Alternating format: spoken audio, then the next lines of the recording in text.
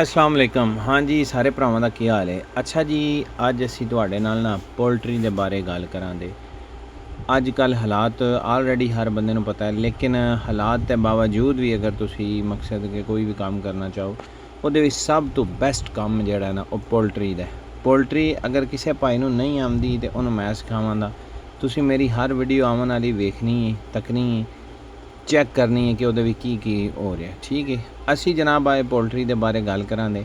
मैं जनाब तकरीबन एक साल तो ज़्यादा टाइम हो गया। ठीक है, जिस तरह कि तुसी परिंदे वेखदे हो पे तुहाडे सामने सारे परिंदे जनाब मेरी इस तो ज़्यादा तकरीबन बहुत ज़्यादा है। मैं ना ऑलरेडी एक काम कर रहा, बिजनेस कर रहा। उस बाद मैं आख्या यार कोई नाल ना सैड बिजनेस होना चाहिए, थोड़ा हो जे जिन्होंने बड़ा घट तो घट वक्त दे सका। मैं वो कारोबार है जिहदे विच तुसी 1 घंटा दो या इनू 2 घंटे दो, 3 घंटे दो। यह एक ऐसी प्यारी नेचर वाली ओरिजिनल चीज़ है कि जिहदे विच जनाब मेरी तुसी 10 मिनट देने की कोशिश करनी है, तुहाडे कोल घंटा दे कतना है। यह नहीं कि बई इहदे विच वर्कआउट इन्ना हुंदा है, इहदे वर्कआउट कोई भी नहीं हुंदा। जिस तरह कि तुसी तकदे हो पे बच्चे ने थोड़ा जिहा काम कीता ते जनाब साइड ते हो गए। ਇਹਦੇ ਵਿੱਚ ਬੰਦੇ ਦਾ ਸ਼ੌਕ ਹੁੰਦਾ ਨਾ, ਬੰਦੇ ਦਾ ਅੰਦਰੋਂ ਦਿਲ ਕਰਦਾ ਕਿ ਮੈਂ ਇਹਨਾਂ ਦੇ ਕੋਲ ਬੈਠਾਂ ਤੱਕਾਂ। ਠੀਕ ਹੈ, ਹੁਣ ਇਹਦੇ ਵਿੱਚ फ़ायदा भी बहुत ज़्यादा है, बहुत ज़्यादा फ़ायदा। नुकसान की रेशो तकरीबन बहुत घट है अगर तुसी मकसद के ध्यान ना करो। हुण कल परसों साडा एक छोटा जिहा नुकसान होया है ते अज फिर होया है। साडे ना पिंजरे दे कोल कोई सप आ गया सी। सप ने जिहदी वजह तो यह जानवर दा ना साह पी छड़िया ते साड़ी एक कुकड़ी जिहड़ी एक्सपायर हो गई। अदरवाइज़ बीमारी दे मसले उस बाद और कोई भी किसी किस्म के मसले ने वो इंशाल्लाह हर आने वाली वीडियो में असीं तुहाडे नाल शेयर करांगे कि इहदे विच के हिसाब किताब है, इहदे विच कितना नुकसान है, इहदे विच कितना फ़ायदा है। पोल्ट्री वालियां कोल तुसीं टुर जाओ, पोल्ट्री वाले तुहानूं यही आखणगे कि तुसीं भाई छोटे लैवल ते काम ना करो। छोटे लैवल ते अगर तुसीं काम करोगे तो तुहानूं कोई प्रॉफिट नहीं है, तुहानूं ज़्यादा काम करना पवेगा। ज़्यादा तो मुराद यानी कि ज़्यादा जानवर लैके ना वो काम करना पवेगा। तो असी इंशाल्लाह तुहानूं थोड़े नाल सावांगे। ए वेखदे हो कि तुसी एनूं सप ने मार छड़िया। 1-2 दिन पहले भी सप आया, उन्हें मार छड़िया। बाकी परिंदे उत्ते बैठे है, किधरे थले बैठी ही ते जनाब मेरी जिहदी वजह तो सप ने एदी जान लै ली है ते सिर्फ साह पीता सू ते ओदी जान जाती रही है। ते एहदे विच फ़ायदा अल्हम्दुलिल्लाह इतना ज़्यादा है कि तुहाडी सोच तो भी ज़्यादा। तुसी जिहड़ा ना बड़े पोल्ट्री दे बिजनेस तो ही उत्ते गए। ठीक है, अच्छा जी अपने टॉपिक ते आ जाने। जिस तरह के पोल्ट्री फार्म वालियां कोल तुसी जाके बह जाओ, वो तुहानूं यही आखणगे कि तुसी 100, 200, 300 नाल कोई प्रॉफिट नहीं कमा सकदे, जबकि यह इंतहाई बकवास गल है। ठीक है, ऐदा मैं तुहानूं साबित करके दसांगा कि ऐदा किस तरह असी फ़ायदा लै सकने हैं, ऐदे फ़ायदा है कि नहीं। मैं हुण तुहानूं अपनी छोटी जी कहानी दसना कि मैं ना अज तू खैर ए परिंदे तो मैं बचपन तो रखदा आ रहा, क्योंकि मैनूं शौक है तोतियां दा, उस बाद कुकड़ियां दा। ठीक है, इन्हां दा मैनूं काफ़ी शौक है तो इंशाल्लाह नालों नाल अपना शौक तुहानूं चैक करावांगे, दिखावांगे। ठीक है, तो यह साडा शौक इस तरह का है कि इहदे विच प्रॉफिट ही प्रॉफिट है अल्हम्दुलिल्लाह।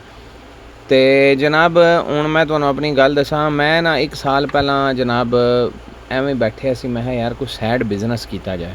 मैं ना सोचा, मैं चलो मेरे को ऑलरेडी डेरा है वे, चलो कुकड़ियाँ रख लैने। मैं कोई थोड़े जे घर कढ़ाए, कोई ना जेलम का एक बंदा सी, उन्होंने जनाब मेरी मैं कहा कि भाई मैनू तू एनियां कुकड़ियाँ दे जा। उन्हें तकरीबन ना पहले मैनू बहुत आख्या कि 100 कुकड़ी तुसी बहुत फ़ायदा तुहानूं दे दी, अंडे दे दी, ये नहीं करे दी, ये करे दी। उन्हां दीयां गल्लां सुन के जनाब मेरी कापी करदा रहा, खुश होंदा रहा, जिस तरह बंदे नूं एक्साइटमेंट होंदी है। जिसले जनाब मैं घर लैके आ गया, कुकड़ियाँ मेरे कोल आ गई ने, तो मैं उन्होंने आख्या मैं ना मेरे को ऑलरेडी तकरीबन डेरा हा, तो मैं थोड़े एक्साइटमेंट भी उन्होंने कहा कि मैं यार भाई इन्ने टाइम बाद वड्डा हो जाना, इन्ना किन्ना मार्जन। जनाब उन्हें नाल ही मैनूं कहा, उन्हें आख्या भाई तुसी के गल करदे हो, पोल्ट्री की फीड भी कमो पेश तुसी 1000 परिंदा रखो दे तो तुहानूं प्रॉफिट होवेगा। ए तो जितनी उन्हें मैनूं फीड वगैरह दसी उतना तो खा जान दे, लिहाजा तुसी अपनी क्वांटिटी ज़्यादा करो, फिर तुहानूं कोई प्रॉफिट होवेगा। मैं फिर परेशान हो गया। ज़ाहिर है एक बंदा बिजनेस के तौर पर एक काम करता है ਤੇ ਉਹਦਾ ਉਹ ਮਕਸਦ ਕਿ ਸਿਸਟਮ ਨਹੀਂ ਪੂਰਾ ਹੁੰਦਾ ਤੇ ਉਹਨੇ ਤੇ ਡਿਸਹਾਰਟ ਹੋਣਾ ਹੀ ਹੈ। ਖੈਰ ਮੈਂ ਆਖਿਆ ਚਲੋ ਕੋਈ ਗੱਲ ਨਹੀਂ। ਮੈਂ ਕੋਈ ਨਾ ਤੱਕ ਮਹੀਨਾ ਲੰਘਿਆ ਤੇ ਸਾਡਾ ਉਮਰੇ ਦਾ ਪਲਾਨ ਬਣ ਗਿਆ। ਅਸੀਂ ਉਮਰੇ ਤੇ ਚਲੇ ਗਏ। ਪਿੱਛੋਂ ਜਿਹੜਾ ਨਾ ਛੋਟੇ ਬੱਚੇ ਆਏ ਇਹਨੂੰ ਮੈਨੇਜ ਕਰਨ ਵਾਲੇ, ਬੱਚਿਆਂ ਨੇ ਐਡਾ ਧਿਆਨ ਕੋ ਨਾ ਕੀਤਾ, ਖੁਰਾਕ ਕੋ ਨਾ ਪਾਈ, ਕਿਸੇ ਨੂੰ ਤੱਕਿਆ ਕੋ ਨਾ, ਉਹ ਕਾਫੀ ਮੇਰਾ ਲਾਸ ਹੋ ਗਿਆ। ਮੈਂ ਆਇਆ ਚੈੱਕ ਕੀਤਾ ਤੇ ਮੈਂ ਡਿਸਹਾਰਟ ਹੋ ਗਿਆ। ਖੈਰ ਮੈਂ ਫਿਰ ਵੀ ਸ਼ੌਕ ਸੀ ਨਾ, ਕਾਰੋਬਾਰ ਹਮੇਸ਼ਾ ਸ਼ੌਕ ਨਾਲ ਹੁੰਦਾ ਹੈ। ਸ਼ੌਕ ਜਨਾਬ ਮੇਰੀ ਜਿਸਲੇ ਮੈਨੂੰ ਮੈਂ ਜਿਹੜੇ ਬਾਕੀ ਰਹਿ ਗਏ ਸੀ ਨਾ 150-200 ਵਿੱਚੋਂ ਤਕਰੀਬਨ 60-70 ਰਹਿ ਗਏ ਸੀ, ਮੈਂ ਉਹਨਾਂ ਦੀ ਨਾ ਖਾਤਰ ਕਰਨੀ ਸ਼ੁਰੂ ਕਰ ਦਿੱਤੀ। ਮੈਂ ਆਖਿਆ ਚਲੋ ਇਹਨਾਂ ਦੀ ਨਾ ਖਾਤਰ ਸ਼ੁਰੂ ਕਰ ਦਿੰਦੇ ਹਾਂ, ਚਲੋ ਇਹ ਹੀ ਰੱਖ ਲੈਂਦੇ ਹਾਂ। ਤੁਸੀਂ ਯਕੀਨ ਮੰਨਿਓ ਇਹਦੇ ਵਿੱਚ ਮੈਨੂੰ ਤਕਰੀਬਨ ਉਹਨਾਂ ਦੀ ਉਮਰ ਪੂਰੀ ਹੋ ਗਈ ਸੀ। ਉਮਰ ਪੂਰੀ ਹੋਣ ਦੇ ਬਾਅਦ ਜਨਾਬ ਜਿਸਲੇ ਮੈਂ ਉਹਨਾਂ ਨੂੰ ਖੁਰਾਕ ਵਗੈਰਾ ਪਾਈ, ਉਹ ਜਨਾਬ ਮੇਰੀ ਕੋਈ ਤਕਰੀਬਨ 15-20 ਦਿਨ 25 ਦਿਨ ਦੇ ਵਿੱਚ ਸਾਰੇ ਟੋਟਲੀ ਨਾ A to Z ਰੈਡੀ ਹੋ ਗਏ। ਰੈਡੀ ਟੂ ਮਕਸਦ ਕੇ ਅੰਡੇ ਵਗੈਰਾ, ਉਹ ਜਨਾਬ ਇਤਨਾ ਮਜ਼ਾ ਆਇਆ। ਯਾਨੀ ਕਿ ਸਾਰੇ ਮੇਰਾ ਜਿਤਨਾ ਵੀ ਐਕਸਪੈਂਸ ਹੋਇਆ ਸੀ, ਜਿਤਨਾ ਮੇਰਾ ਖਰਚਾ ਹੋਇਆ, ਉਹਨਾਂ ਪਰਿੰਦਿਆਂ ਮੇਰਾ ਉਹ ਸਾਰਾ ਖਰਚਾ ਵੀ ਕੱਢ ਦਿੱਤਾ। ਉਸ ਤੋਂ ਬਾਅਦ ਜਿਹੜਾ ਨੁਕਸਾਨ ਹੋਇਆ ਸੀ ਉਹ ਨੁਕਸਾਨ ਵੀ ਪੂਰਾ ਕਰ ਦਿੱਤਾ। ਉਸ ਤੋਂ ਬਾਅਦ ਮਜ਼ੇ ਦੀ ਇਹ ਗੱਲ ਕਿ ਮੇਰੇ ਕੋਲ ਪਰਿੰਦੇ ਵੀ ਕਾफ़ी ਹੋ ਗਏ, ਠੀਕ ਹੈ।